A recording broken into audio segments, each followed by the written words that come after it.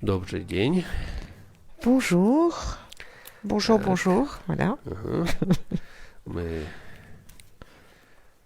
продолжаем изучение главы о законе кармы. Donc nous continuons l'étude du chapitre qui traite de la loi du karma.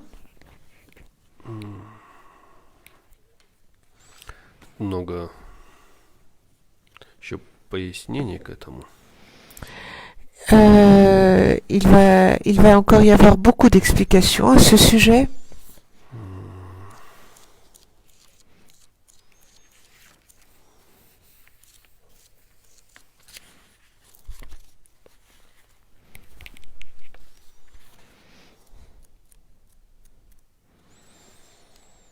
М.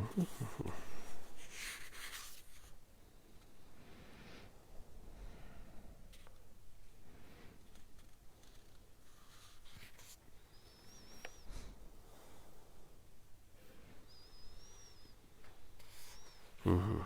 Итак, в целом действие. Само слово карма означает действие. Действие мы совершаем посредством так называемых в буддизме трех дверей или трех врат, через которые, можно сказать, к нам приходит карма, или мы выступаем на пути кармы. Как бы то ни было, это три аспекта нашей личности, посредством которых мы совершаем какие-то действия. А именно это тело, речь и ум.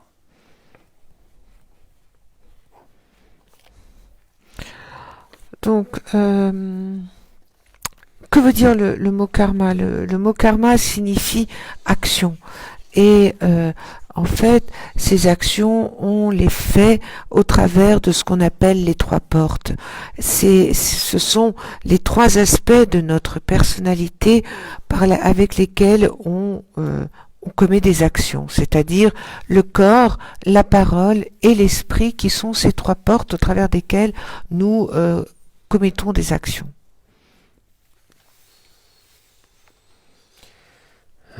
Ou accomplissons des actions.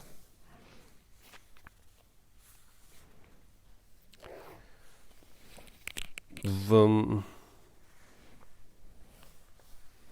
ладно. Обычно выделяется 10 поступков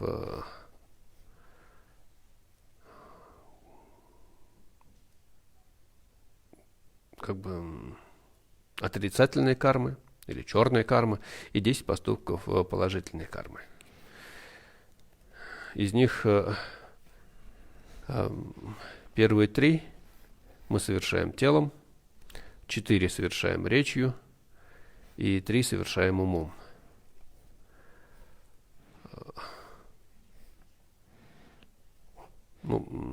Прерывание жизни, взятие неотданного и сексуальная распущенность – это то, что мы совершаем телом. Грубые слова, иногда это грубые слова, ложь,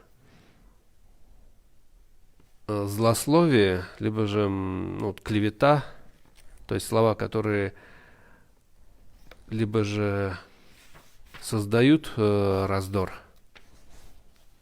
между дружными, либо же усугубляющие раздор между теми, кто уже разругался. То есть вот это либо злословием, либо клеветой называют. Перевод вроде говорит, злословие более-менее устоялось, ну ладно. И пустая болтовня. Это 4 поступка, которые совершаются речью. Алчность, зловредность, или злонамеренность и ложные воззрения – это поступки, которые совершаются умом. Противоположности всех этих 10 являются 10 положительными поступками. Что?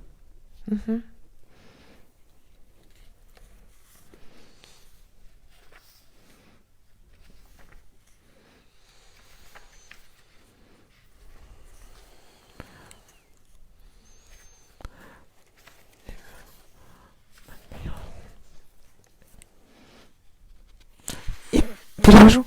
Mhm. Donc, d'habitude, on a l'habitude de faire référence aux 10 actions négatives, aux 10 actions du karma négatif, qu'on appelle encore le karma noir, et on a les 10 actions positives. Et donc, on a trois actions négatives qui se font avec le corps, 4 qui se font avec la parole et les 3 dernières qui se font avec l'esprit. Donc quelles sont ces actions? Les 3 premières qui se font avec le corps, c'est le fait de tuer, d'ôter la vie à un être, le fait de prendre ce qui ne nous appartient pas, c'est-à-dire de voler, et la troisième mauvaise action ou karma négatif que l'on fait avec le corps, c'est l'inconduite sexuelle. Pour ce qui est de la parole, ce sont tout d'abord ce qu'on appelle des paroles, des insultes, des paroles grossières. Le deuxième acte négatif que l'on commet avec la parole, ce sont les mensonges. Le troisième, c'est le fait de semer la discorde ou bien d'approfondir encore la discorde à l'aide des paroles que l'on prononce.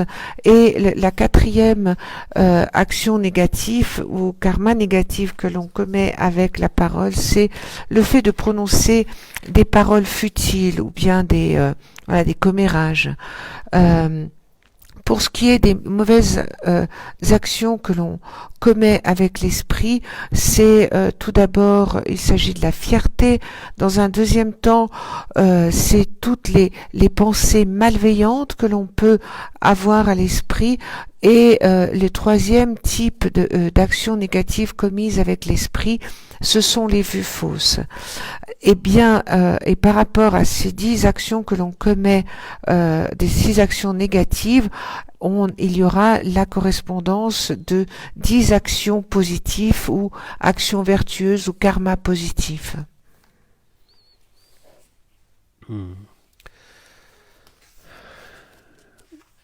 Мы перед этим разбирали главу о прибежище. И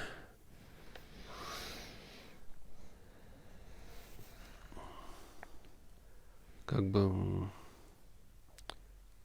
в конце этой главы перечислялись различные обязательства или обязанности, которые автоматически налагаются на нас, если мы обращаемся к прибежищу 3 драгоценностей. И для того, чтобы мочь в действительно полноте соблюдать эти обязанности, необходимо блюсти дисциплину отказа от 10 неблагих действий. Блюсти дисциплину отказа от 10 неблагих действий и прилагать усилия для того, чтобы очистить накопленный ранее груз этой дурной кармы. Во многом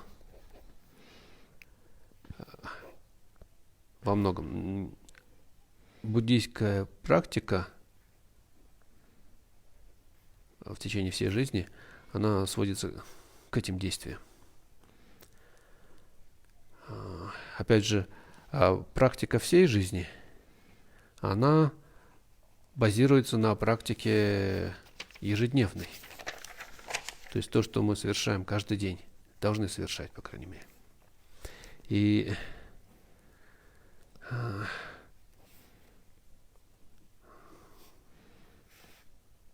здесь для того, чтобы эти действия были более эффективными и в то же время осмысленными, довольно важно знать то, как работает карма, что такое карма. И когда мы знаем ее, так сказать, технологию, тогда во многом естественным образом воплощается и все сказанное, перечисленное выше.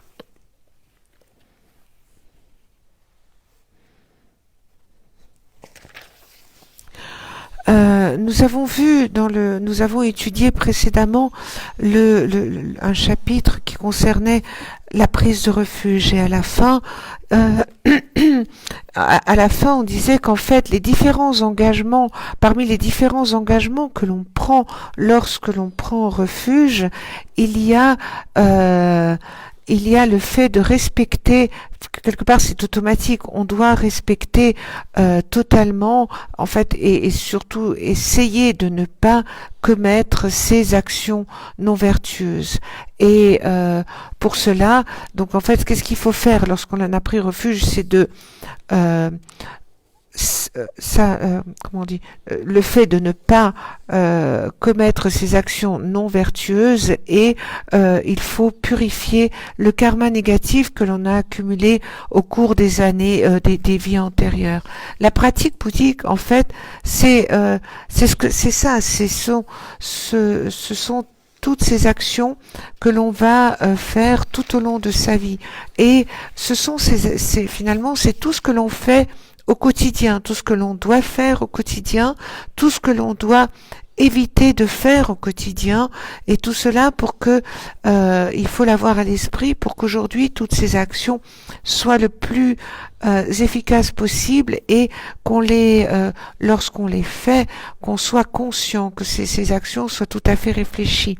Donc, afin de pouvoir être à même d'utiliser cela au quotidien, il faut savoir comment fonctionne le karma. Il faut connaître la loi du karma, et une fois que l'on connaît cette technologie, si l'on peut dire, à ce moment-là, ça devient évident de s'y conformer.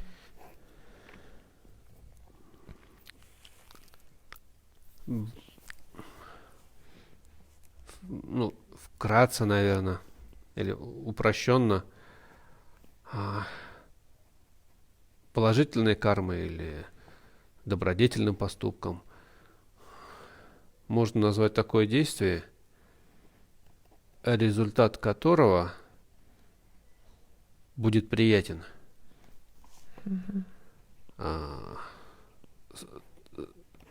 как бы тому, кто совершил его. А отрицательной кармой или злодеянием можно назвать такое действие, результатом которого совершивший его будет огорчен. Помимо этого есть и нейтральные действия. Это такие действия, либо же такие явления, результаты которых не вызовут никакой реакции. В целом можно сказать, наверное, что все, что существует, сводится к одному из этих трех критериев.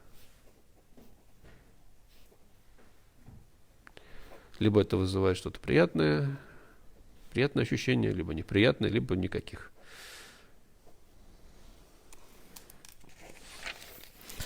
En bref, et pour faire simple, on peut dire que le karma positif, ce sont des actions vertueuses dont le résultat sera agréable à celui qui en est l'auteur, à celui qui le fait.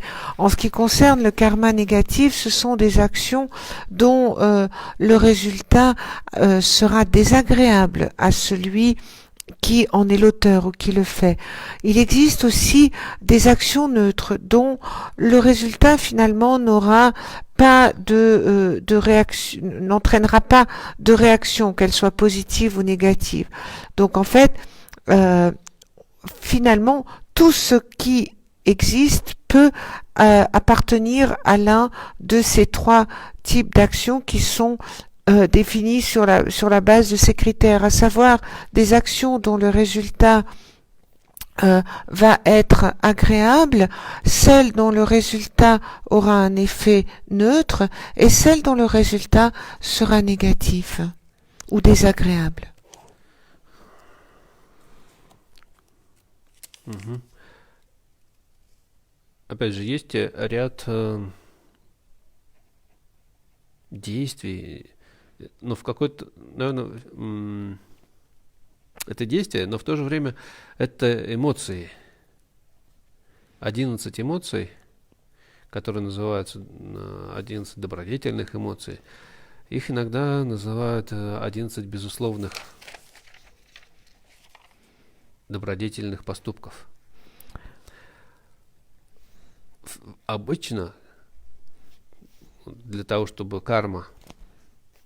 путь кармы как бы случился, необходимо много, по крайней мере, 4 акта в действии.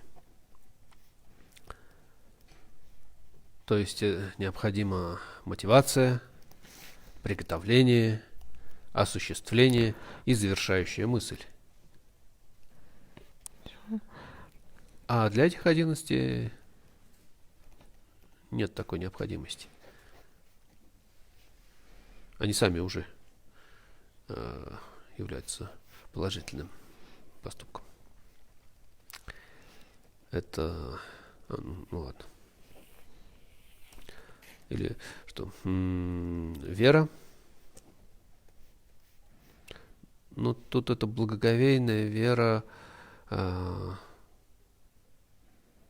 основанная на знании. Ну, о котором мы говорили. Да. Стыдливость, совестливость, непривязанность, незлобливость,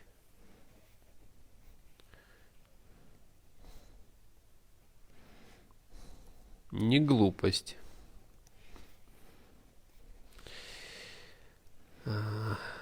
усердие. Но опять же, имеется в виду усердие, настойчивость в совершении, то, что не позволяет нам отлынивать, лениться в развитии себя. Это не усердие, настойчивое убийство, когда мы выискиваем своего врага везде, где бы он только не был, и никак не прекращаем это. А скорее, если такое же, то поиски и уничтожение настоящего врага, наших клеш, наших разрушающих эмоций. Тренированность или податливость, то есть когда мы хозяева себе. Мы можем, нам не нужно больших усилий для того, чтобы заставить себя что-то делать или не делать. Осмотрительность.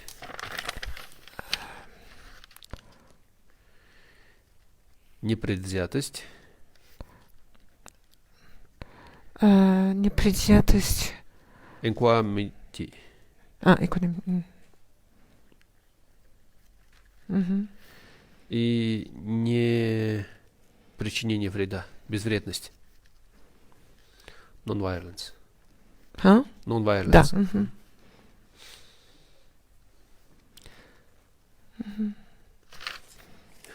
Да.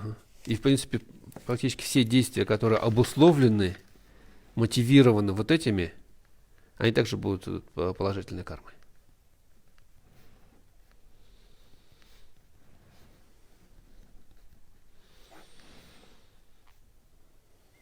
Даже если это будут какие-то грубые слова. Даже если это будут какие-то поступки, которые обычно воспринимаются как что-то нехорошее. Но если это мотивировано чем-то из этих 11,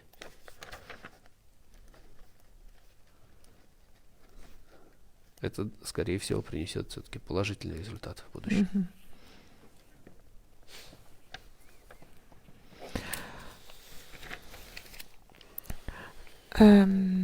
Donc, à côté de ces types d'actions que l'on vient de décrire, il y a aussi 11 émotions qui sont en fait des actions qui entraînent des actions positives et qui en fait permettront que et auront un effet sur le karma ou sur la direction que prendra le karma. Donc, tout d'abord, pour qu'une action soit achevée, et ça, il est indispensable, on le verra plus tard, qu'il y ait que cette action soit motivée, qu'il y ait une intention, une préparation, qu'il y ait que l'acte lui-même soit réalisé et qu'il y ait un parachèvement de cette action. Mais en même temps, il y a ces actions positives qui peuvent être sous-jacentes. Donc quelles sont ces actions positives qui existent ou ces émotions positives? Il y a tout d'abord, en premier, il y a la foi. Mais ici, on ne parle pas d'une foi aveugle, mais c'est une foi qui est basée sur la connaissance. Le fait d'être l'humilité, le fait d'être humble. Le troisième, c'est la conscience de faire les choses avec en sachant, en étant conscient de ce que l'on fait. Le quatrième, c'est le fait de ne pas être attaché aux choses. Le cinquième, c'est le fait de ne pas avoir de méchanceté. Le sixième, c'est de ne pas être gouverné par la bêtise. Le septième, c'est l'effort, c'est la ténacité. C'est ce qui nous permet de travailler sur nous-mêmes, d'être tenace dans ses pratiques. Bien sûr, ici, ça ne suffit pas de d'avoir un effort perpétuel pour, par exemple, faire du mal à quelqu'un. Peut-être, si l'on veut se débarrasser de quelque chose, c'est le fait d'être tenace dans le fait de se débarrasser de nos ennemis qui sont les cléchats ou les éléments perturbateurs. Mais les autres ennemis, c'est pas là qu'il faut faire preuve de ténacité. Après, le huitième, c'est l'entraînement. L'entraînement dans le sens de cette maîtrise de soi, grâce à laquelle on peut se forcer à faire les choses, ou bien au contraire se retenir de ne pas commettre certaines actions. La neuvième émotion, c'est le fait de faire attention, d'être attentionné. La dixième, c'est l'équanimité, et la onzième, c'est le fait de ne pas faire de mal, le fait de ne pas faire mal aux autres, la non-violence. Donc tous les actes sont quelque part conditionnés par ces 11 pensées, émotions qui sont sous-jacentes, et en fait, finalement, si ces pensées sont sous-jacentes, cela va entraîner des karmas positifs.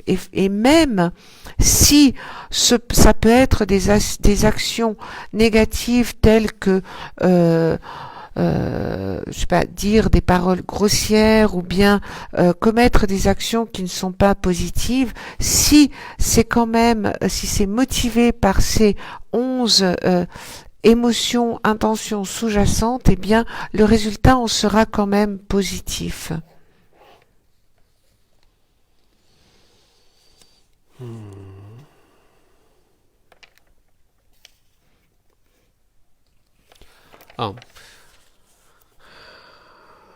Есть еще,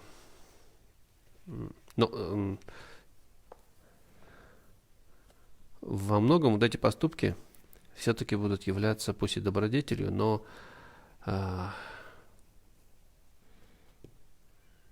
относительной.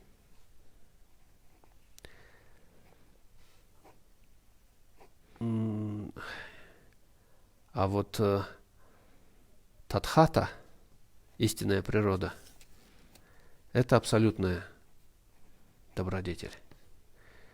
Любое размышление о ней, а тем более непосредственное постижение ее, имеют силу полного уничтожения отрицательных наклонностей, любого зла.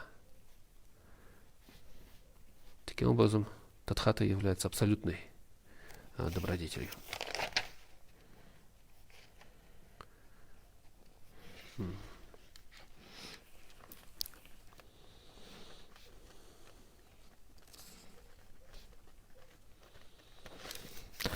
Euh, alors, bien sûr, toutes ces actions dont elle parle, même si elles sont vertueuses, elles sont relatives. Par contre, lorsque l'on perçoit la véritable nature des phénomènes, la perception directe de la tatrata, elle nous permettra, elle, d'anéantir complètement les tendances les plus négatives. Et elle nous permettra, et c'est là que l'on peut parler d'action vertueuse absolue, lorsque l'on perçoit la véritable nature des phénomènes, la vérité absolue.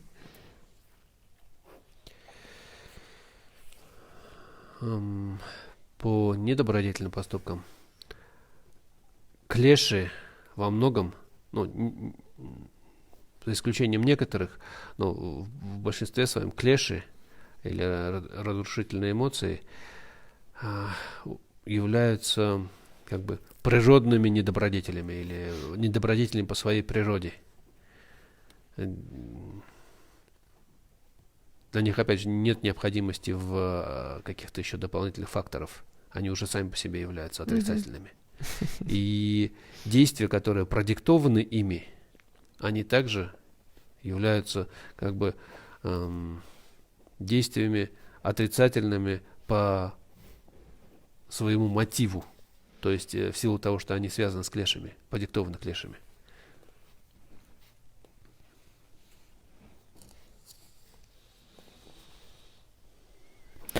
Et par contre, lorsqu'il s'agit d'actions négatives, ce sont les actions qui vont être motivées par les éléments perturbateurs, par les kleshas.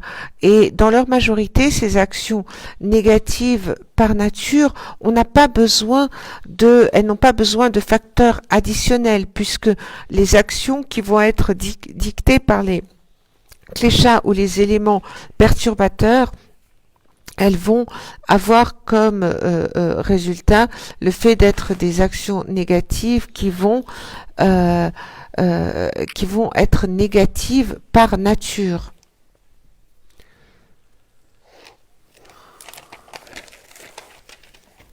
Во многом на тонкие взаимосвязи кармы и ее результатов довольно трудно уловить. Мы можем судить о них или как-то пытаться понять их, исходя из доверия к тому, доверия к авторитету. Mm-hmm. К авторитету, ну, у нас как бы окончательным авторитетом является наш учитель.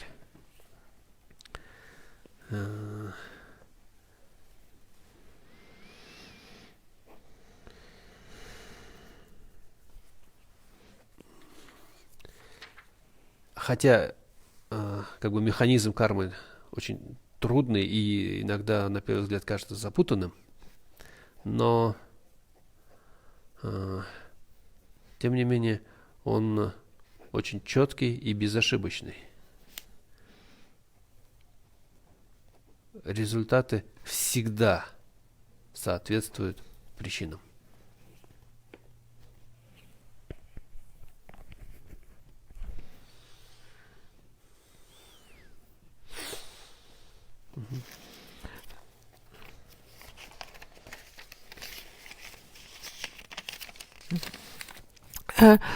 Parfois, on a l'impression que les liens subtils qui existent entre le karma, les actions, c'est-à-dire et le résultat, peuvent être difficiles à appréhender. Ça peut être compliqué de comprendre comment cela fonctionne. Mais finalement, on peut juger de la manière dont fonctionne cette loi, on peut la comprendre si on fait confiance, si on fait pleine confiance à l'autorité. Et pour nous, cette autorité finale, finalement, son représentant est notre maître, le Bouddha Shakyamuni. Mais et c'est vrai qu'à première vue, ce mécanisme de fonctionnement de la loi du karma, de la loi de la cause à effet, peut sembler difficile et extrêmement complexe à appréhender. Cependant, il est vrai cette loi est extrêmement précise et elle est sans faille. Et le résultat correspondra toujours à la cause.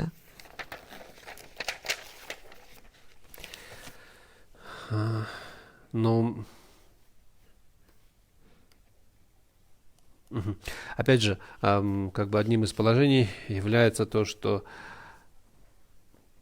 приятные явления могут возникнуть только лишь из положительной кармы. А из отрицательной кармы они возникнуть не могут. Неприятные же явления могут возникнуть только из отрицательной и не могут возникнуть из положительной. Хотя это так, но мы зачастую видим, как человек в этой жизни очень добрый, добродетельный, страдает всю жизнь. А какой-нибудь злодей может быть обладать красивым телом, богатством и всю жизнь наслаждаться какими-то радостями.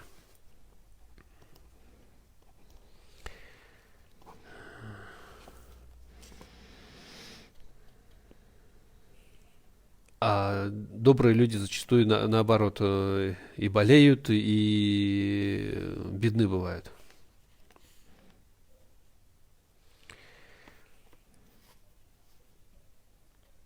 Но дело в том, что это проявились результаты действий, совершенных не в этой жизни, а в прошлом. Результаты действий, совершенных в этой жизни, проявятся лишь в будущем.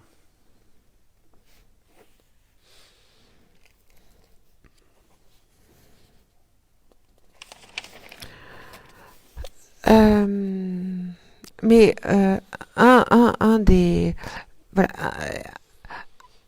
un des principes fondamentaux, ce sont que des choses agréables, des phénomènes agréables ne peuvent prendre leur source que dans du karma positif, de la même sorte que du karma négatif ne peut pas avoir comme conséquence des phénomènes positifs. Et donc là, il y aura toujours un karma négatif, une action négative donnera un résultat négatif, de même qu'un karma positif donnera une action agréable. Et c'est pour cela que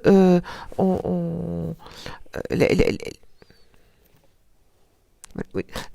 Et parfois, par contre, on s'étonne parce que l'on voit aujourd'hui que, par exemple, une personne qui paraît bonne, elle peut souffrir toute sa vie, alors qu'au contraire, une personne mauvaise, une personne avec une quantité de défauts et pleine de mauvaises intentions, elle va être riche, elle va être belle, et toute sa vie, elle ne connaîtra que le bonheur, alors qu'une personne qui est profondément bonne peut être pauvre et malade. Mais ça, c'est parce que c'est le résultat. La vie que l'on connaît aujourd'hui, c'est le résultat de nos vies antérieures, tout comme les actions que l'on fait dans cette vie-ci, ces actions vont conditionner nos vies prochaines. Но в Ваджрачхедика сутре, алмазной сутре или сута о Пражняпарамите, рассекающей подобно Ваджа, есть такой абзац. Субхути. Hein? Субхути. То есть учитель Будда обращается к своему ученику. Да, то есть в основном сутта там является диалогом между Буддой Шакьямуни и архатом по имени Субхути. Итак, Будда обращается. Субхути. Те благородные сыновья или благородные дочери, которые примут эти слова сутры, подобные этой, либо же запомнят их, будут читать их, хранить. Вот эти, то есть они, вот эти благородные сыновья и дочери, будут мучиться.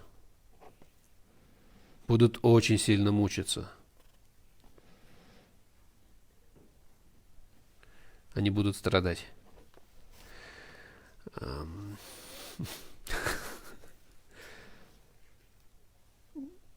В большинстве переводов с санскрита и других языков это место переводчики пытаются... Оно выглядит нелогичным, и они пытаются его как-то переделать, изменить слова, переставить их местами или вставить дополнительные какие-нибудь отрицательные или еще какие-нибудь частички.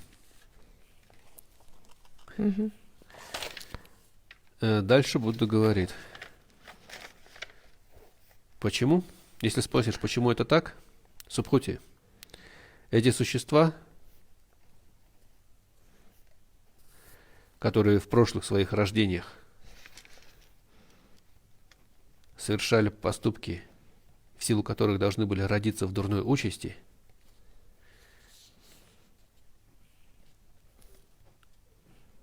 теми страданиями будут подавлены, или будут мучимы в этой жизни. И благодаря тому дурная карма, накопленная в прошлых рождениях, будет очищена. И пробуждение Будды также будет обретено.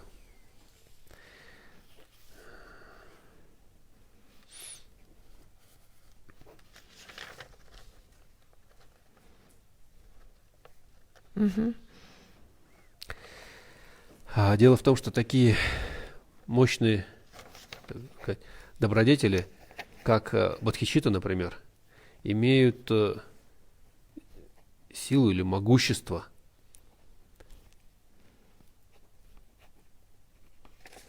перетягивать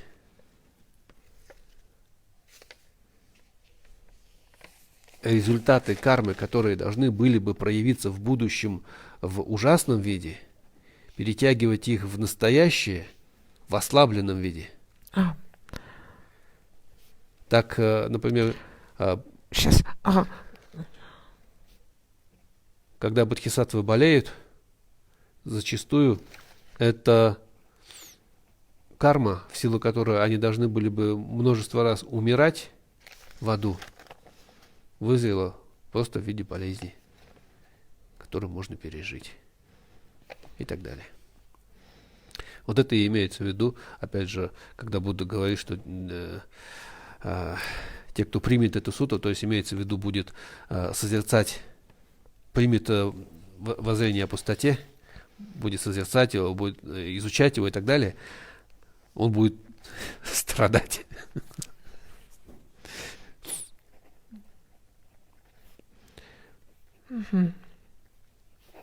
Зачастую некоторых все-таки малодушных людей это пугает.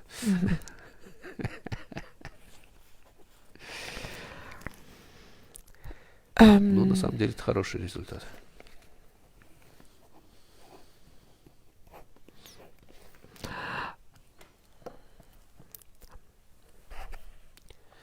Donc là, il va y avoir donc dans le sutra de la Prajnaparamita similaire au diamant, il y a un dialogue entre le Bouddha et l'Arhat Sopruti.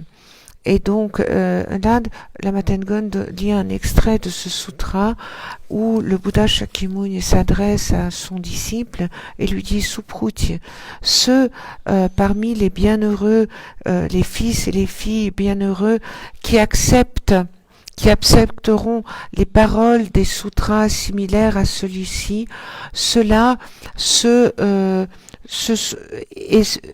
à celui-ci et qui s'en souviendront, qui liront ces sutras, qui les conservera, ses fils et filles souffriront beaucoup et seront malheureux.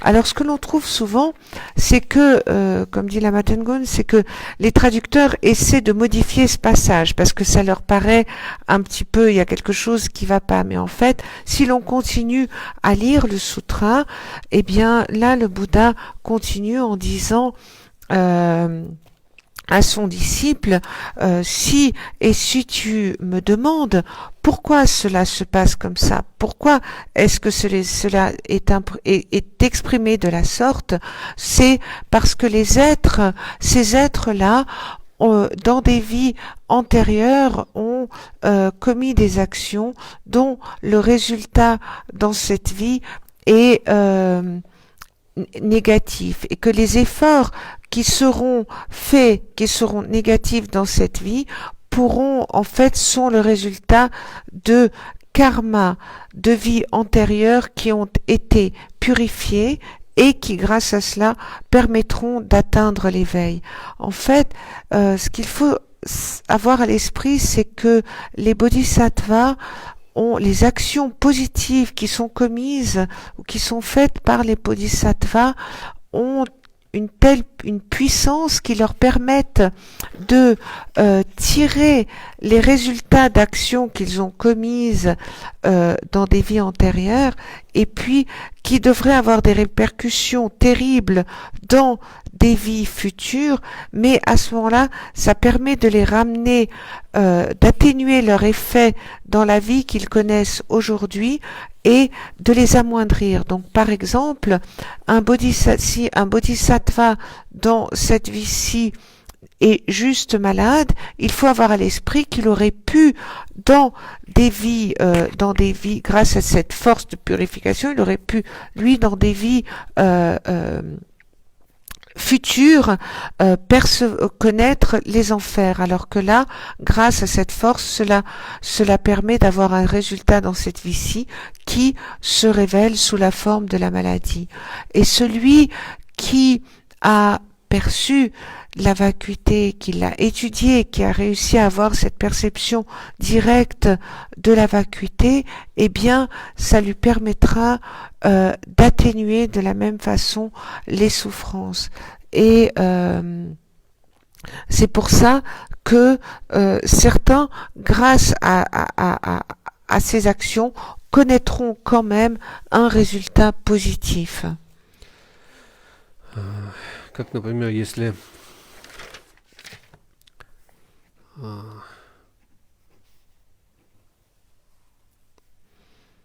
дать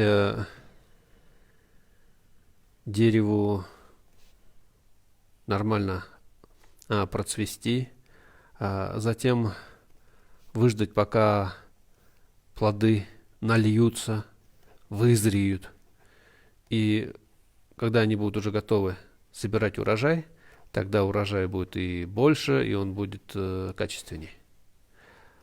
Но если начать срывать, трясти дерево раньше времени,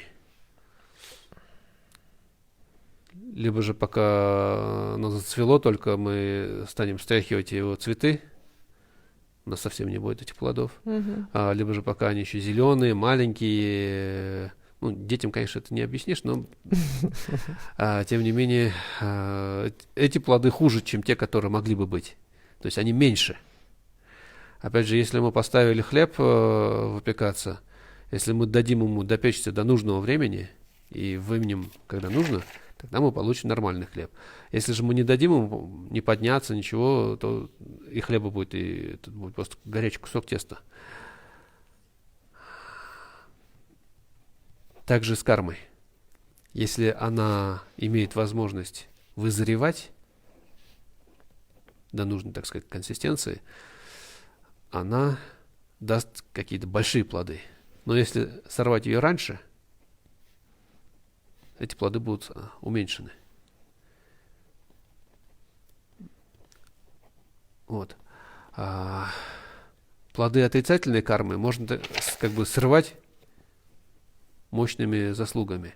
То есть практика очищения, когда мы применяем 4 силы, либо же созерцанием истинной природы. Но опять же, бодхичитта также имеет такой эффект.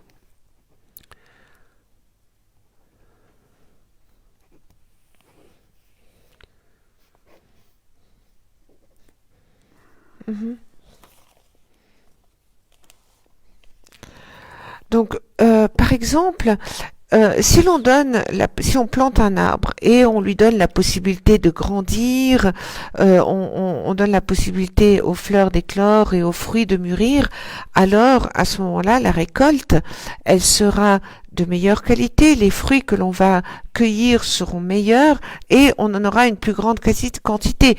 Si on commence à secouer un arbre alors que les fruits ne sont pas mûrs, s'ils sont encore verts, ou bien alors que l'arbre est juste en train de fleurir, alors c'est vrai, des fois c'est difficile de faire entendre ça à des enfants qui vont quand même secouer un arbre même si les fruits ne sont pas mûrs, mais néanmoins, si on secoue un arbre avant que les fruits soient mûrs, eh bien notre récolte ne sera pas de qualité. Il en va de même avec le pain. Si on ne laisse pas la pâte lever jusqu'au moment où la pâte est prête à être enfournée, ou que si on sort le pain du four avant qu'il ne soit cuit, eh bien on aura un pain de piètre qualité qui sera à peine mangeable. Eh bien, lorsqu'il s'agit du karma, c'est la même chose. Le karma doit pouvoir mûrir pour que l'on puisse en recueillir les fruits au maximum. Et c'est pareil, c'est comme avec les fruits. Si on ne laisse pas ce karma mûrir, eh bien on ne pourra pas en retirer tous les fruits. En ce qui concerne les fruits, lorsqu'on parle des fruits négatifs, de karma négatif, donc là, ce karma négatif, on peut le purifier. On peut le purifier tout d'abord en ayant recours aux 4 forces de purification, ou bien en méditant sur la nature véritable des phénomènes ou la vacuité, ou bien encore en engendrant l'esprit d'éveil, à savoir la bodhicitta. И это справедливо, опять же, и в противоположную сторону. Так, например, счастье и блага, которые можно было бы испытать в мире богов, ну или, может быть, в мире людей некоторые, великие какие-то блага, перетягиваясь из будущего в настоящее, в силу каких-то мощных недобродетельных поступков, также теряет свою силу, свое величие. Перетягивается с будущего в настоящее. Если перетягивается из будущего в настоящее, то есть они же не смогли вызреть в своем месте и свое время. Они перетянулись в настоящее. И из-за этого как бы вызрели не во всей полноте. Так, например, был в Индии такой Раджа, он стал Раджой. Раджа, его звали Шикхин. Шикхин. Shikhin. Утраянович. Его отец Утраяна тоже был... Утраян. Утраяна. Не утро, а утра. Утраяна был раджой и был очень добродетельным человеком. И он в течение жизни достиг архатства, стал архатом. Шикхину же очень хотелось власти, и он убил отца. То есть он совершил два тяжелейших поступка в одном. Он убил отца и убил архата. 2 из 5. Там 5 поступков. Это убийство отца, убийство матери, убийство архата, раскол, внесение раскола в санху, в общину, и пролитие крови Тадхагаты с дурными помыслами. Он же совершил этим одним поступком 2 из них. То есть это очень ужасное злодеяние. Совершил этот поступок и провозгласил по всему городу: я убил отца, и теперь я раджа. Я теперь царь горы. В первый день после этого прошел ливень. А на второй день пошел дождь из цветов. На третий день прошел дождь из одежды. На четвертый из серебра. На пятый из золота. На шестой из драгоценных камней. На седьмой из земли.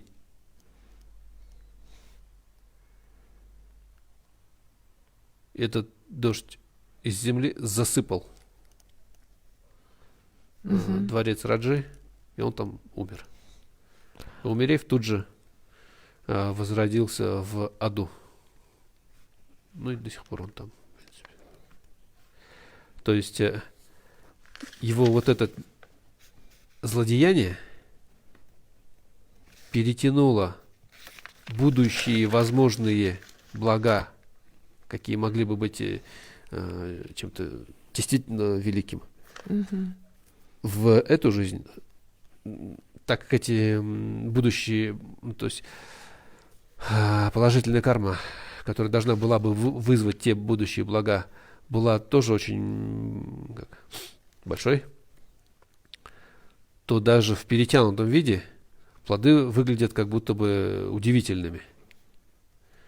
То есть, не каждый день дождь из одежды, цветов, там, золота, серебра, драгоценностей идет. Но вот эти будущие, возможные божественные блага, перетянутые в настоящее, даже в усеченном виде выглядят вот таким образом, могут выглядеть таким образом. Вот. Но здесь, опять же, могут подумать, что он совершил злодеяние, и вот получилось, что результаты-то какие удивительные, хорошие, как будто бы. На самом деле, здесь ничего хорошего не было. Также и со многими не очень добрыми, хорошими людьми, которые вроде бы находятся на пике власти, богатства и славы и тому подобного. Зачастую все это выжигание остатков положительной кармы.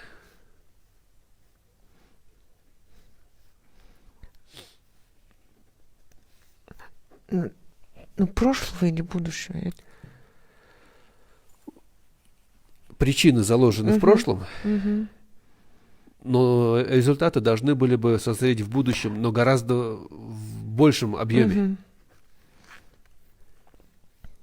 А так как они сейчас совершают не очень, точнее, очень недобрые поступки, это будущее, возможно, хорошее будущее уничтожается, вместо него получается Mhm. интересное вроде бы настоящее, но будущее становится ужасным.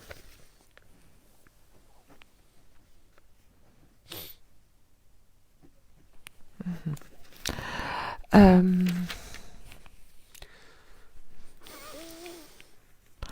Donc l'inverse, on parlait du karma, des fruits du karma négatif. Donc maintenant, et qu'on pouvait le purifier grâce aux 4 forces en méditant sur la vacuité ou en engendrant l'esprit d'éveil. Donc l'inverse est valide également dans le sens où le bonheur par exemple que l'on a pu connaître dans le monde des dieux ou dans le monde des humains, ce bonheur, en fait, on peut, ce bonheur qu'on aurait pu connaître, de par nos actions négatives du passé, on a semé des graines pour connaître de grands bonheurs, que ce soit dans le monde des dieux ou dans le monde des humains, dans des vies futures. Or, de par nos actions présentes, il arrive que on anéantisse ce bonheur et qu'on anéantisse le bonheur qu'on aurait dû connaître dans les vies futures et qu'il ait un impact dans notre vie actuelle. Donc ici, il y a l'histoire d'un prince qui s'appelait Shikrin, dont le père s'appelait Uttrayana. Et ce père, qui était un roi, un raja, il avait durant sa vie il avait été l'auteur d'actions extrêmement vertueuses et encore dans sa vie, il était devenu arat.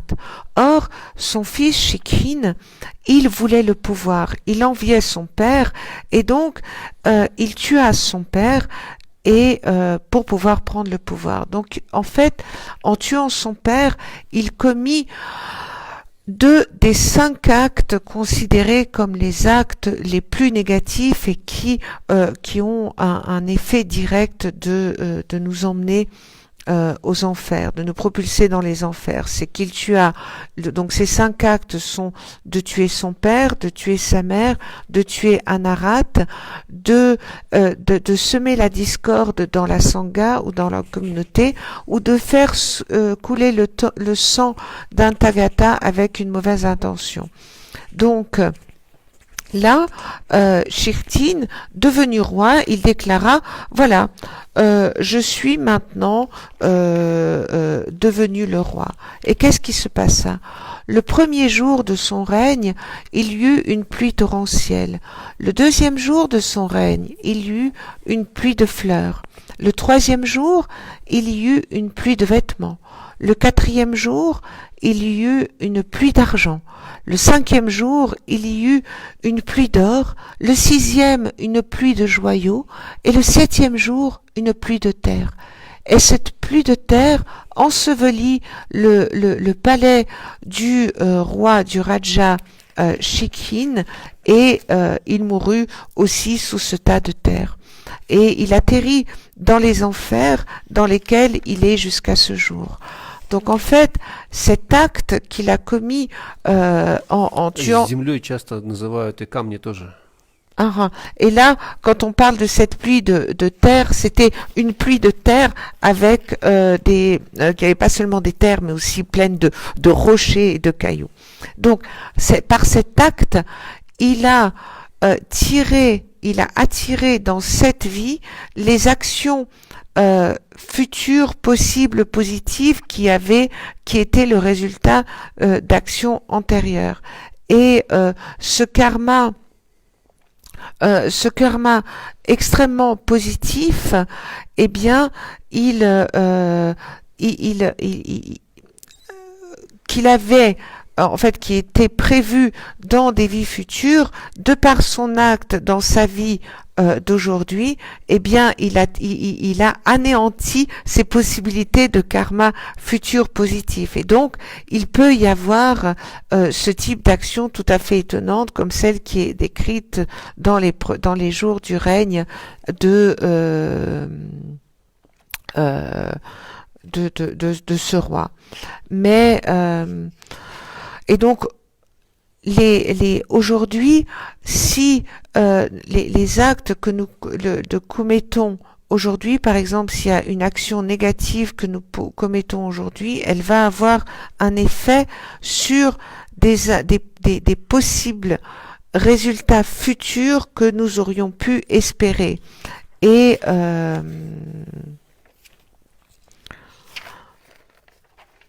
voilà, et c'est la même chose. Par exemple, lorsque de la même façon, lorsqu'on peut voir des personnes qui nous semblent être au sommet de la gloire, au sommet de la richesse ou d'autres, eh bien, c'est d'un côté c'est le résultat d'actions positives qui ont pu être accumulées dans le passé, mais ça peut être mais si à ce moment-là ils commettent des actions négatives, eh bien cela va avoir un effet d'anéantir les actions positives dont ils auraient pu récolter les fruits dans le futur.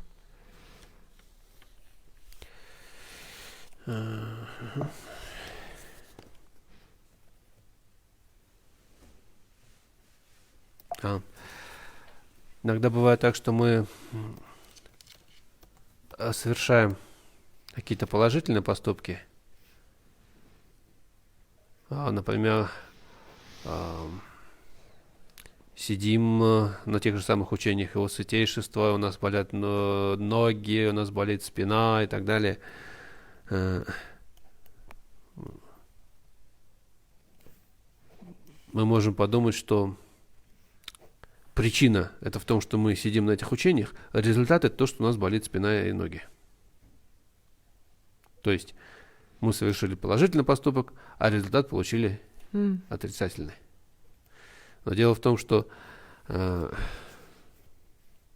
сидение на учениях не было причиной. Это было пробуждающим условием. А причиной того, что болят ноги и спина, были дурные поступки, совершенные в прошлом. Результаты же, настоящие результаты же от того, что мы сидели на этих учениях, они созреют в будущем.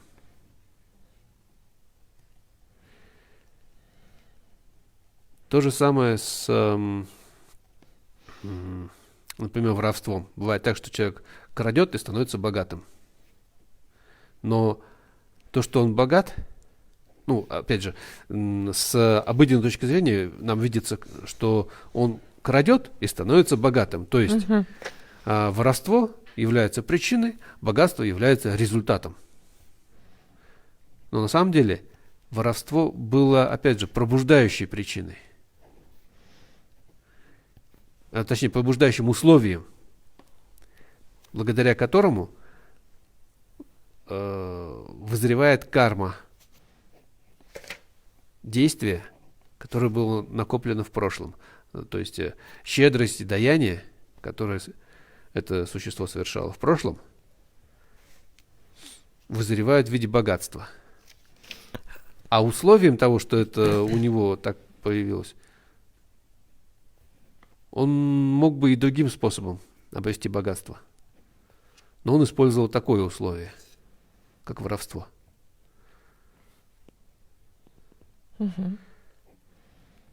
А результат, настоящий результат этого воровства проявится в будущем, опять же, в виде неприятном.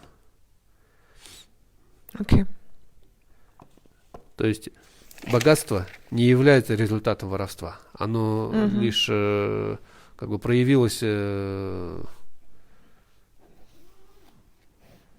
то есть появилось не из этого воровства, а в связи с этим воровством. Но причиной было другое. То есть есть такие как бы пробуждающие условия. Такое явление.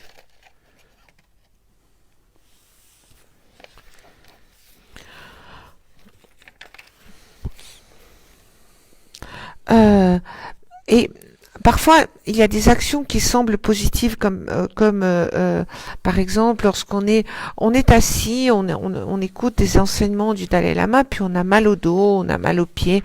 Mais en fait, c'est pas parce qu'on écoute et que les enseignements sont la cause que le résultat sera le mal de dos ou qu'on a mal aux jambes. C'est pas ça.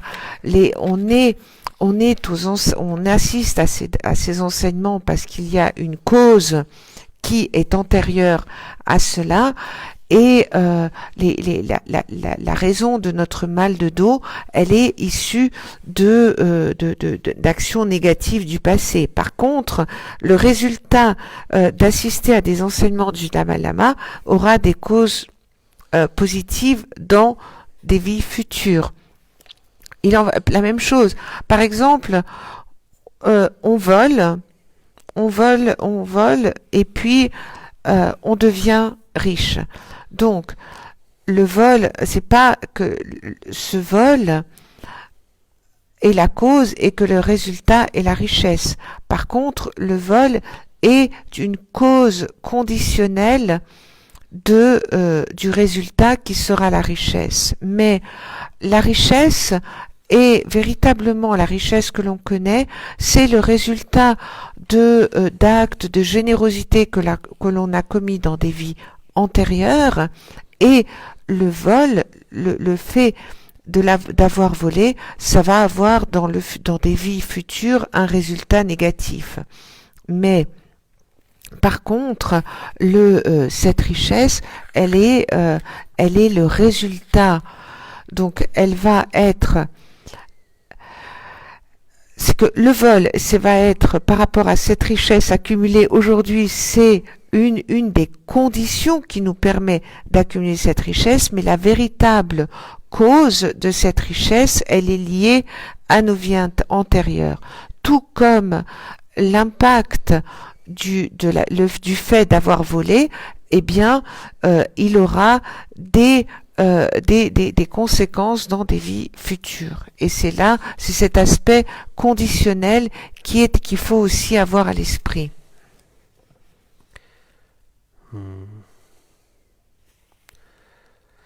Следующее положение, что ли, кармы. В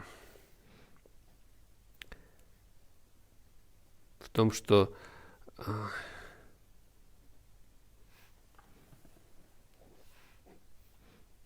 причины счастья и страдания создаются только тем, кто их испытывает.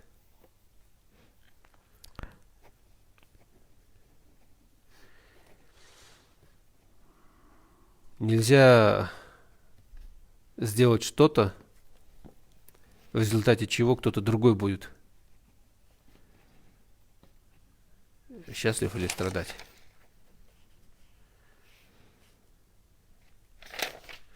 И с другой стороны, мы никогда не можем говорить, что в наших проблемах виноват кто-то другой, кроме нас самих. Никто, кроме нас самих, в этом не виноват. Только мы сами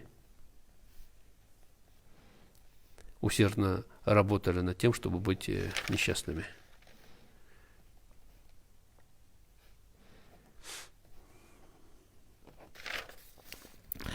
Et il y a encore un autre aspect du karma qu'il convient d'avoir à l'esprit, c'est que les causes du bonheur ou de la souffrance, en fait, ne sont détenues que par celui qui les ressent, qui en ressent les effets.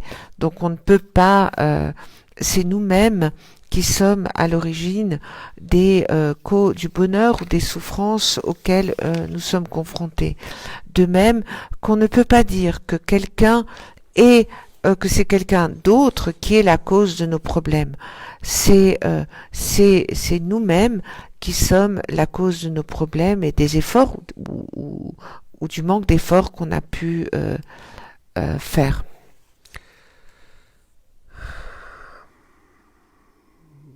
Но это может показаться как противоречием тому, что можно ведь совершать... Ну, то есть говорится, что есть 3 вида кармической связи, в силу которой, скажем, какие-то молитвы или ритуалы могут приносить пользу. То есть либо это кровная связь, когда, например, дети совершают какие-то молитвы, ритуалы для своих родителей, и это приносит пользу родителям. Либо же это связь учитель-ученик, когда ученики совершают это ради своих учителей или наоборот. Либо же это связь общего имущества. То есть, когда люди, обладающие каким-то общим имуществом,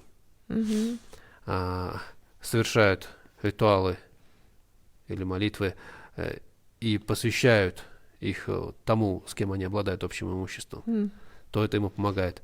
Общее имущество зачастую это как бы в этом в создании такой связи и есть необходимость совершать какие-то подношения для ритуалов. Иначе просто нет этой связи и невозможно как бы помогать, получается. Но как? Если сказано, что если ты этого не делал, то то, что другой кто-то делает, ты все равно не получишь результатов от этого. Когда есть вот такая связь, она позволяет разбудить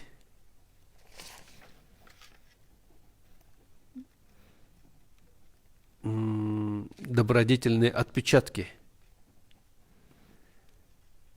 Тогда они как бы аккумулируют, и точнее не аккумулируют, катализируют положительную карму у того, кому это посвящается. Скажем, дети совершают эти молитвы и ритуалы ради своих родителей. С одной стороны, в потоке самих детей появляется вот эта добродетель или заслуга от этого действия. А в потоке ума родителей пробуждаются накопленные ранее отпечатки положительные. Пробудившись, они дают свои плоды. И в конечном итоге причиной того, что этот человек обрел какую-то пользу от этого ритуала, является его собственная карма. И опять же, в этом причина того, того, что иногда бывает так, что ритуалы не помогают. То есть, потому что у этого человека нет кармы. Отпечаток. Отпечаток, который пробудился бы и дал бы результат, ну, как бы, и ритуал бы помог ему. Если нет этого отпечатка, то хоть обделайся этими ритуалами, ничего не помогает. Но если эти отпечатки есть вот эта связь, ну, как бы создана была эта связь, ритуал провели, помогло. А получается, вот, и, например, связь с друзьями или что-то, вот ритуал может Кровь, там? общее имущество, учитель-ученик. Только 3 вида связи бывает. Дружба — это может быть общее имущество? Если появилось общее имущество, друг дал хотя бы копеечку, у вас появилось общее имущество. Друг хотя бы принес чашку чаю, общее имущество какое-то появилось. Понятно. Alors, mais cela peut sembler contradictoire dans le sens où... Но опять же, если люди долго живут вместе, это, ну, как бы, ну, то у них просто имущество общее уже за много лет. Тут это, естественно, тут не нужно ничего уже дополнительного. Cela peut paraître contradictoire parce que il y a 3 types de liens, 3 types de liens et là, on peut, les rituels et les prières peuvent aider. Donc, les types de liens sont les suivants. Ce sont les liens de sang, donc les liens de enfants à parents, les liens de disciples à maîtres, où pareil, les prières et les rituels peuvent aider, et les liens lorsqu'on a un bien commun. Donc ça peut être cet échange qu'on vient d'avoir avec la Matengon, je disais, ça peut être des amis si on se donne quelque chose, ou on vit ensemble, ou lorsqu'on a un bien ou une chose qu'on a offert l'un à l'autre. Donc là, les rituels et les prières peuvent aider. Mais et comment est-ce que ça marche? C'est qu'en fait, si de tels liens existent et que vous faites ces prières ou rituels, eh bien, cela va réveiller dans la personne en faveur de laquelle on fait ces rituels ou ces prières, des empreintes karmiques qui existaient positives, qui existaient dans leur esprit. Par exemple, si lorsqu'un enfant commande un rituel ou fait des prières pour ses parents, eh bien là, le fait de faire ces prières, ça va être des actions positives qui vont se mettre dans son flux de conscience, et ça va réveiller les empreintes karmiques qui existent dans le flux de conscience des parents et qui sont un héritage de leur passé. Et là, ça va réveiller ce fruit d'action positive. Mais si et en fait le rituel peut avoir de l'effet que dans ce type de situation. Il faut que la condition, c'est qu'il y ait des empreintes dans le flux de conscience de la personne pour laquelle on fait le rituel. Parce que si il n'y a pas d'empreinte, à ce moment-là, le rituel ou la prière ne connaîtra pas de résultat. Et les prières donc et les rituels auront un sens si on a ces trois types de liens: parents, enfants, maîtres, disciples et communauté de biens ou bien commun. Опять же, иногда могут подумать так, что, ну вот скажем, человек привез еду, много еды в приют для животных. Ага. Вот получается, что человек совершает, то есть какой-то человек совершает добродетельный поступок, а результатом этого добродетельного поступка, ну, это, вот этой щедрости, пользуются другие существа, ну, в данном случае животные. Так ведь получается? Выглядит так? Либо же, например, ну вот, скажем, вот во время учений, опять же, святейшества, там, скажем, в той же самой Бодогае, мы делаем подношение чая монахам. Вот. Люди делают подношение, накапливают этим заслуги, но счастье или блаженство питья чая там, и так далее, в виде, точнее, питья чая, испытывают монахи. То есть одни делают, а другие это... Кто не работает, ест. Да?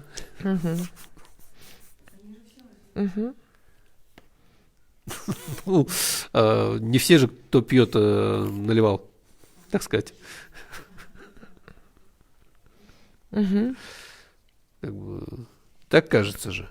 Ну да. Но опять же ошибка. Суть не видите.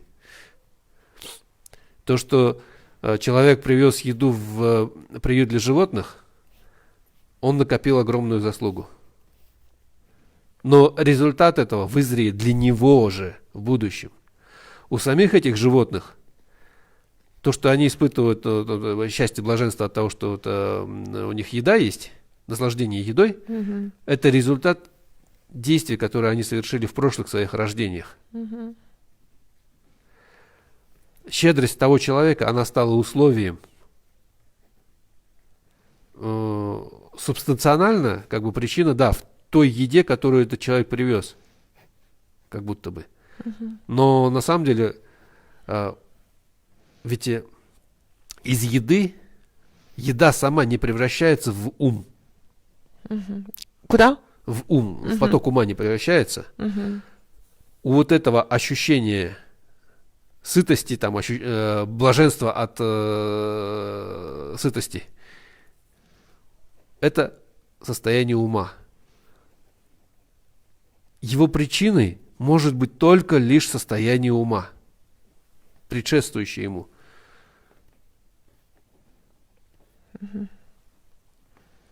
И причиной того, что вот он сейчас сытый, является то, что в прошлом он сам в этом своем уме развил и проявил щедрость.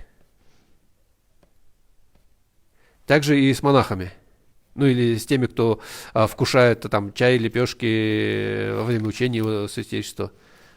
Да, это ощущение сытости, неги, так сказать, когда уж вот ты мерз, а вот тут горячий чай принесли, и у тебя все хорошо стало. Ты уже, и солнышко там взошло. И причиной этих ощущений является не то, что кто-то заплатил.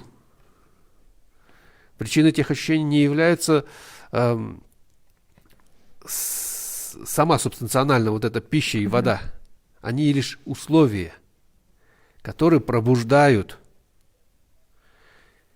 отпечатки или причины, которые были накоплены в прошлом. Опять же, только тем существом, которое испытывает эти ощущения. То есть вот эти монахи или вот эти миряне, которые получают эти лепешки и чай, в прошлом совершали какие-то поступки. Ну, тут это больше это щедрость. Сейчас они наслаждаются сытостью. Причина в этом. Причина не в том, что человек пожертвовал деньги. То, что человек пожертвовал деньги, это условие, а не причина. Вот.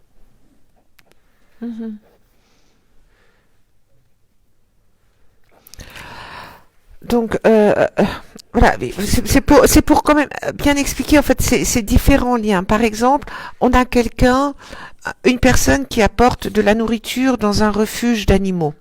Hein. Donc, cette personne, et c'est là qu'il faut vraiment arriver à différencier les différents niveaux. Donc, à première vue, on peut se dire, voilà, la cause de la nourriture qui est apportée aux animaux, la cause, c'est cette générosité, c'est cette action de cette personne généreuse qui apporte de la nourriture au refuge. Et donc, que les animaux, ils récoltent le résultat de la générosité de cette personne. De la même façon, quand par exemple à Bodh Gaya, des enseignements du Dalai Lama, on fait des offrandes de thé aux moines, et donc là, l'offrande, c'est le bienfait, et les moines récoltent ces bienfaits puisqu'ils boivent du thé. Simplement, le sentiment de satiété que va connaître le moine parce qu'il fait froid et tout à coup il va boire ce thé, eh bien, c'est pas parce que c'est pas le résultat de l'action de la personne qui va faire l'offrande de ce thé, et c'est pas non plus le thé lui-même. Ça, ce sont des conditions qui permettent de réveiller des empreintes du passé qui leur permettent de boire ce thé chaud aujourd'hui. S'il n'y avait pas ces empreintes, elles ne pourraient pas être là. Donc ça, c'est l'explication on est toujours nous-mêmes, on connaît, on ressent les actions de ce qu'on a fait dans le passé. Et donc c'est pour ça que si de prime abord on a l'impression que c'est la générosité de la personne qui fait que les animaux ont plein de nourriture et sont contents, c'est en fait les bienfaits, le fait que la personne donne de la nourriture au refuge. Les bienfaits de cette action, les résultats, elle les connaîtra dans des vies futures. Le fait que les animaux du refuge aient de la nourriture qui leur permettent de manger à satiété, c'est le résultat d'actions commises par eux dans le passé. Et c'est cette condition qui est la nourriture qui leur permet de connaître aujourd'hui cette sensation de satiété qui est un état que leur esprit, un état de l'esprit qui est la cause de graines semées dans le passé. Donc, si ils connaissent la satiété aujourd'hui, c'est parce que ils ont aussi été généreux dans le passé. Et donc là, c'est toujours la même chose. Il va y avoir les actions dont on connaît les résultats aujourd'hui sont les résultats d'actions qui ont été faites dans le passé, et par contre les résultats, les résultats on les connaîtra dans les vies futures.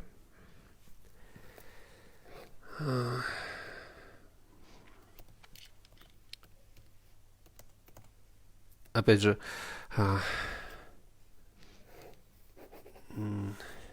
например, когда мы освобождаем какое-то дикое животное, а оно не благодарит нас, а улепетывает куда-то, или убегая еще и стукнет нас, а мы думаем, ох, неблагодарная скотина. Мы ведь сами думаем, что мы являемся причиной того, что это существо обрело свободу. И что результат нашего действия, вот того, что мы его освобождали, вот он и есть. Это единственный результат. Но на самом деле наши действия – это условие. А результатом будет то, что мы в будущем сами будем обладать свободой. Обретем свободу. Поэтому нельзя говорить, что он неблагодарный. Мы благодаря ему обрели возможность свободы в будущем.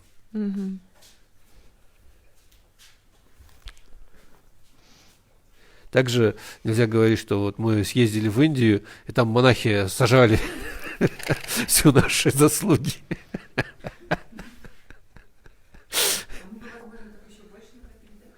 А вот благодаря этому, если бы так подумали, что они нас сажали,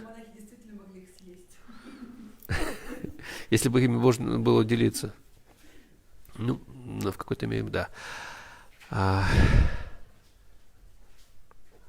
Благодаря тому, что мы позаботились о ком-то, мы создаем причину того, что о нас тоже кто-то будет заботиться.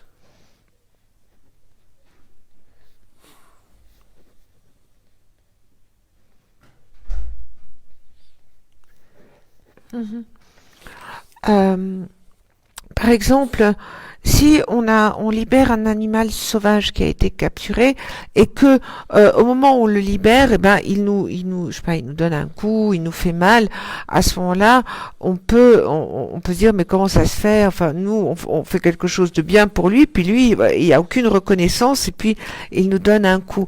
Mais en fait, il faut voir que il faut pas penser que nous sommes la cause ou la raison directe de sa libération et que le résultat est là. Non. Ces actes, là, le fait d'avoir donné la liberté, d'avoir rendu la liberté à cet animal, eh bien, ça va nous permettre dans des vies futures de nous libérer lui-même. Mais ça signifie pas que cet animal n'est pas reconnaissant. Lui, il connaît en fait le résultat de cette libération et le résultat d'actes passés pour lui. Et en fait, c'est toujours la même chose. C'est comme quand on va à Bodh Gaya avec ces offrandes qui sont faites aux moines. C'est pas le fait qu'ils vont par exemple se nourrir de tous nos bienfaits. Non, c'est grâce au fait que l'on prend soin des autres aujourd'hui que dans des vies futures on prendra soin de nous.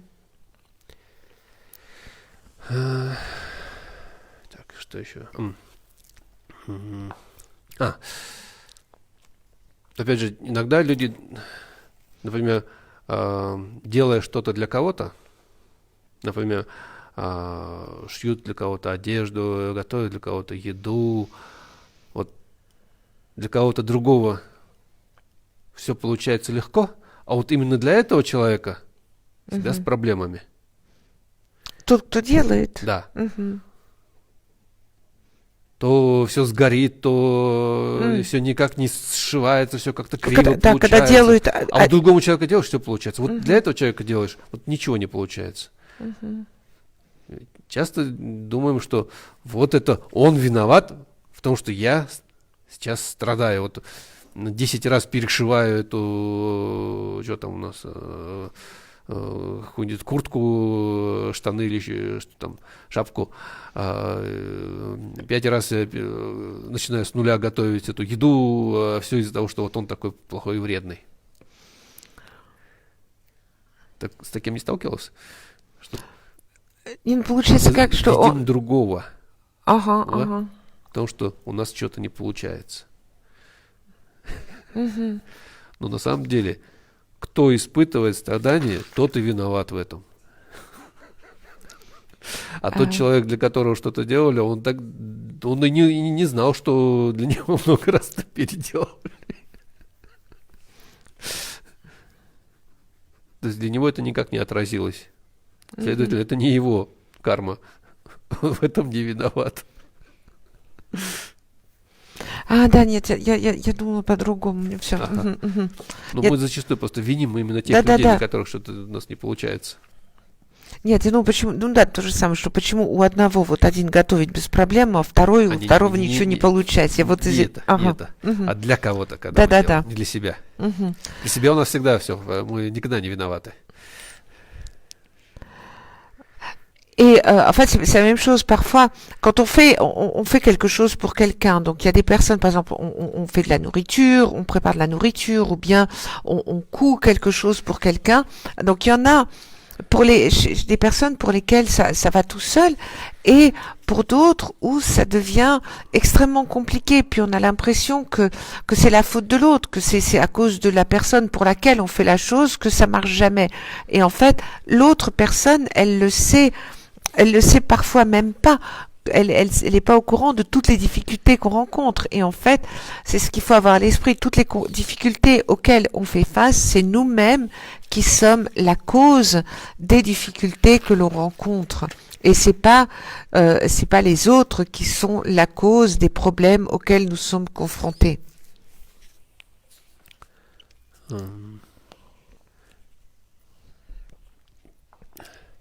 Еще Будда, наш учитель, повторял иногда,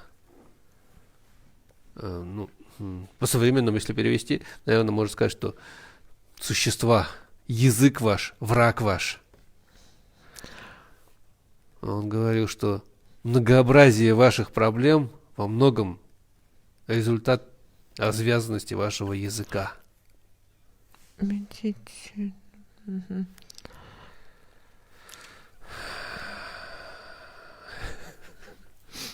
Так, например, во времена Будды Кашьяпы был один искусный спорщик. Мы, по-моему, эту историю уже разбирали.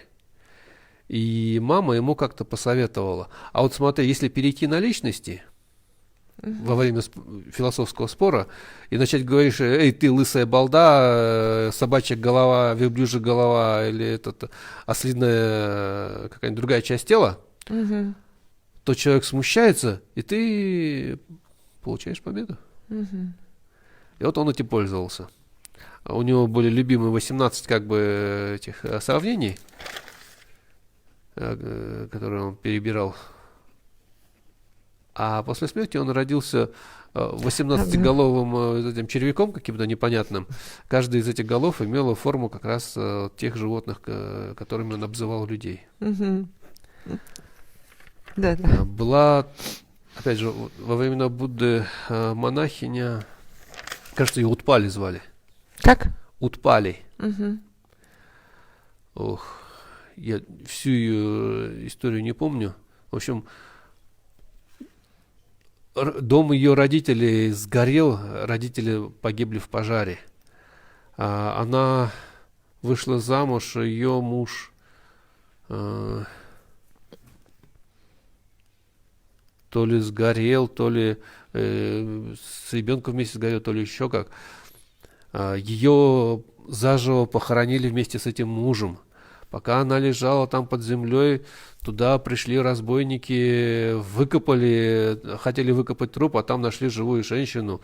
Тогда глава разбойников взял ее себе в жены. Она с ним пока жила, все было нормально, но их поймал Раджа и казнил. Ну, а ее, опять же, вместе с казненным мужем закопали в землю. Потом эту могилу скопали волки, по-моему. Чего же с ними-то было, не помню. Она опять из-за кого-то замуж вышла.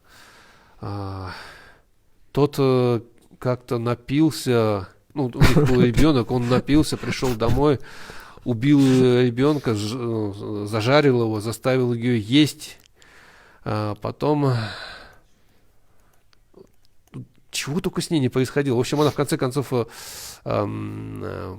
пришла к Будде и стала монахиней. В принципе, она так достигла архатства. Но когда спросили, в чем же причина, ну, что за жизнь у женщины, оказалось, что она была, кажется, она была принцессой, что ли, ну, или, в общем, царевной, там, как бы то ни было.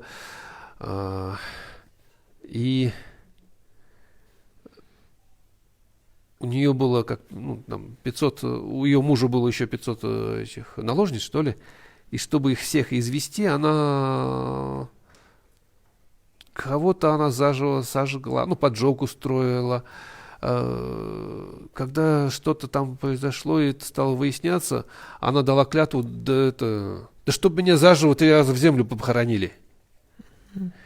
Да чтобы когда в следующий раз ее поймали, она говорит, да я этого не делала, да чтобы я заживо, я сожрала мясо своего ребенка, да чтобы моего мужа так убили, да чтобы моего мужа сяк убили. Как только все, что она произносила, вот все, что она себе пожелала, все это как бы и происходило с ней в той жизни. Опять же, многие знают историю о монахе, который... бывший монахи. Там Будда вместе с учениками возвращался из города, сели под деревом, тут с дерева спускается обезьянка и в половинке кокосового ореха подносит мед Будде. А потом приносит такие же подношения остальным монахам, потом начинает радоваться, прыгает, забирается на дерево, срывается с него, падает, стукается головой об камень и умирает. Монахи как бы удивление, что это было. Спрашивают у Будды. Будда говорит, вот во времена Будды Кашьяпы, когда на земле присутствовало учение Будды Кашьяпы, 2 монахов возвращались в монастырь, и один из них был постарше, шел впереди, и он перепрыгнул через ручеек, а второй, помладше, шел за ним и говорит, какой ты ловкий, прям как обезьянка прыгаешь. И вот за то, что он монаха сравнил с обезьянкой, он 500 рождений рождался в теле обезьяны, и вот сейчас это было 500-е. В силу того, что он был монахом, у него были предрасположенности к этому, вот он сейчас совершил это подношение, благодаря этому подношению его карма дурная исчерпалась, и вот он сейчас возродился, кажется, на небесах или где-ли, не помню. Была... Я не помню, чего... В общем, опять же, во времена Будды Кашьяпы была монахиня, которая своих спутниц, ну, как других монахинь, ну, не называла иначе, как сучки. Ну, и она очень... Монахиня называла, ну, это... Так, и вот она во много хождениях рождалась собакой. Как-то... Это в промежутке между учениями, когда учения Будды не было, но на земле были еще пратика Будды,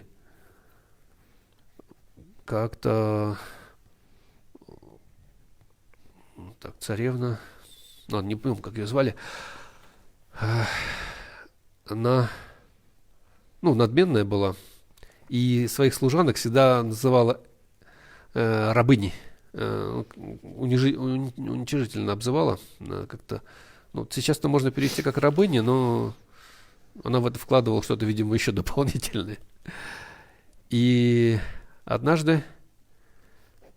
нет, она их нищенками обзывала. Мгм.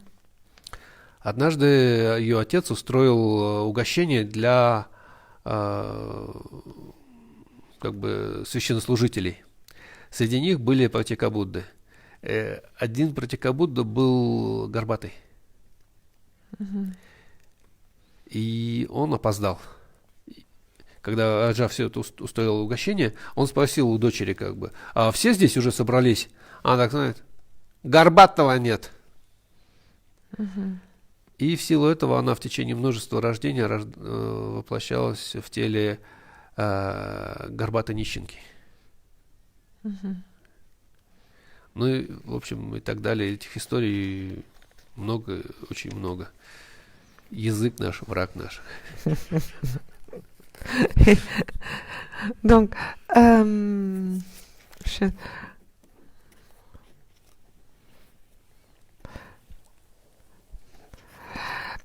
le Bouddha, notre maître, disait euh, euh, votre langue est votre ennemi, et que la multitude de vos problèmes est finalement le résultat de vos paroles.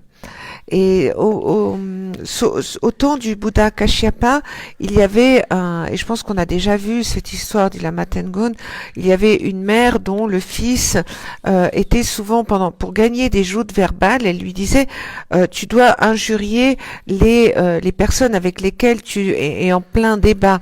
Et en fait, comme ça, quand ils entendent cette injure, ils sont tellement surpris que ça permet de gagner le débat. Et en fait, donc il avait 18 jurons préférés et c'était toujours tête de cochon, tête de je ne sais quoi. Et dans une vie future, il connut une renaissance sous la forme d'une espèce de verre où à 18 têtes, et c'était toutes ces 18 têtes qui étaient le résultat de ses jurons préférés. Après, il y a une autre histoire qui est celle d'une nonne qui s'appelait Utpali, et sa vie était absolument terrible. Elle a tout d'abord la maison de ses parents brûla avec ses parents. Après, elle avait été mariée et puis son mari était la maison en fait qu'elle avait avec son mari avait brûlé avec son enfant à l'intérieur. Après, elle fut enterrée et son mari mourut aussi. Donc on l'enterra avec son mari. Et puis des voleurs qui passaient par là déterrèrent la tombe et la trouvèrent vivante avec son mari. Donc après, elle devint le chef des voleurs l'a pris comme femme. Et puis finalement, ils se firent châtier par le Raja du territoire sur lequel ils opéraient, et puis donc elle fut de nouveau enterrée avec son mari.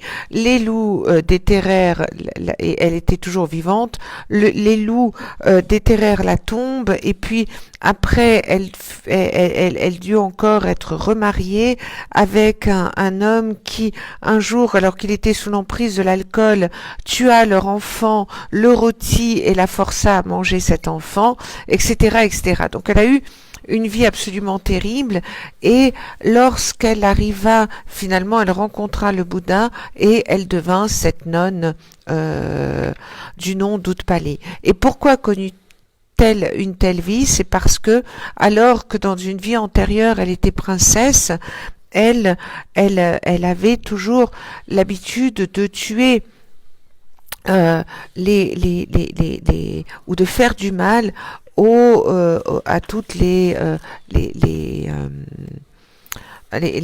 femmes que son mari pouvait retenir.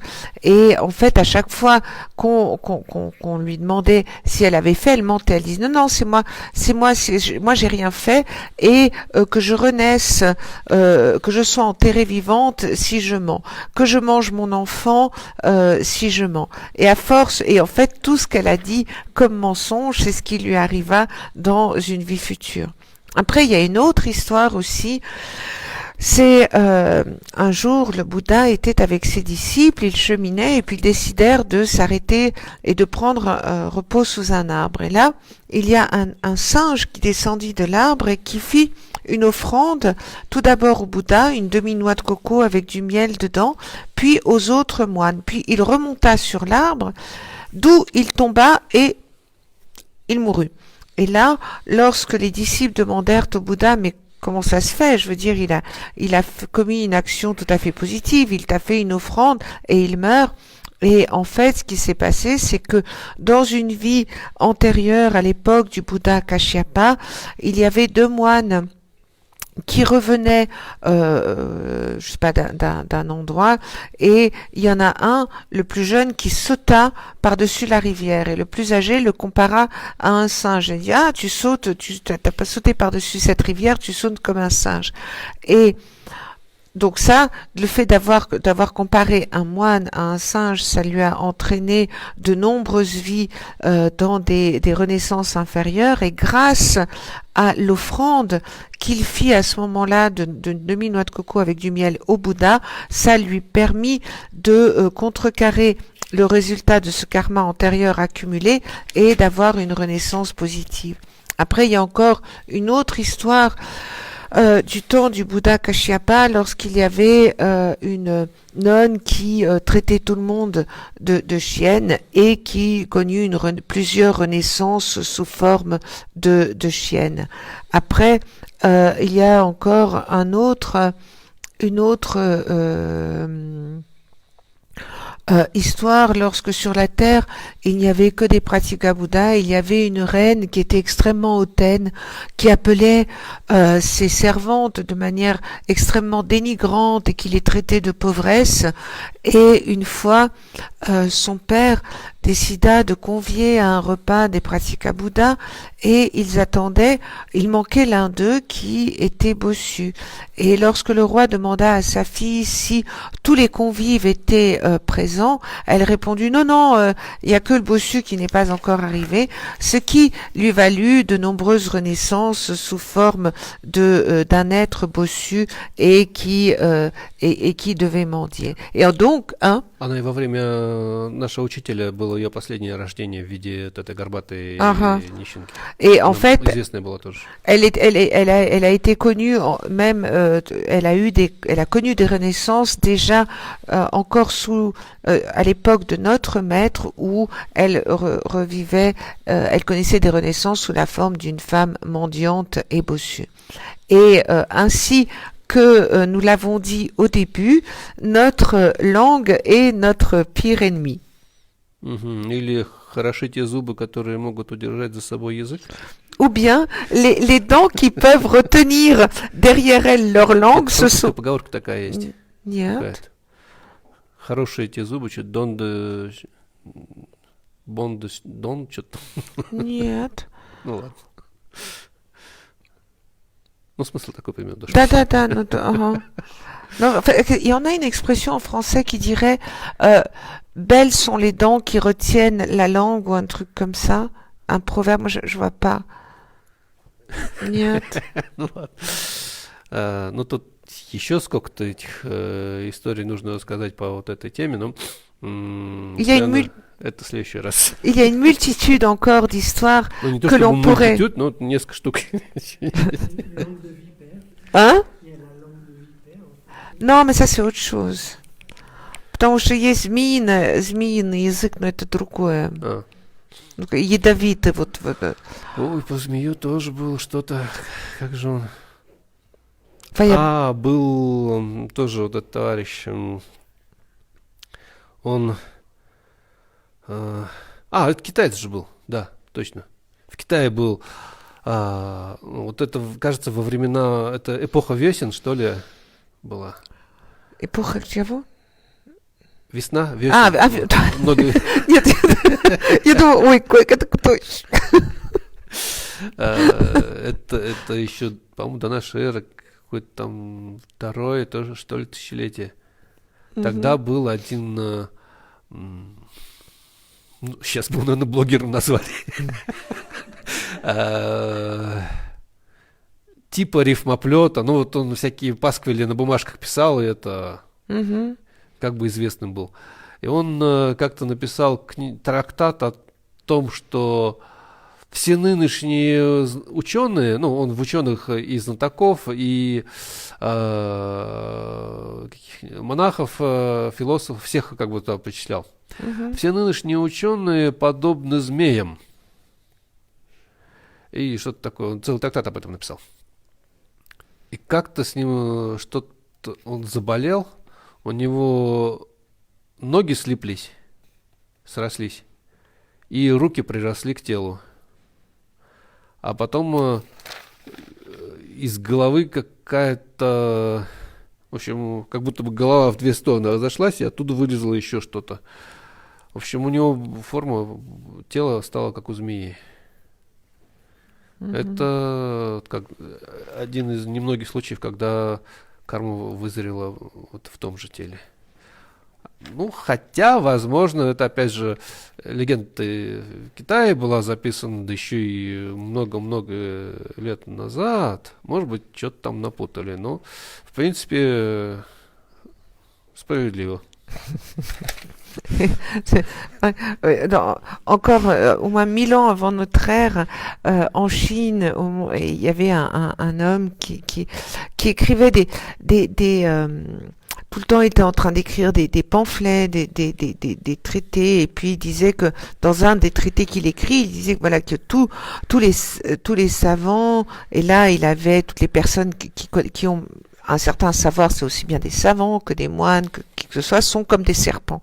Et en fait, une fois qu'il eut écrit ce traité, eh ben, il devint malade. Il a les deux jambes qui se sont collées, les bras qui se sont collés au corps, et puis la tête. En fait, sa tête s'est scindée en deux. Et puis, en fait, il avait son corps pris l'apparence d'un serpent. Donc là, c'est un cas assez rare lorsque le karma, on voit le résultat d'un karma accumulé du laps de temps de la vie de la même personne.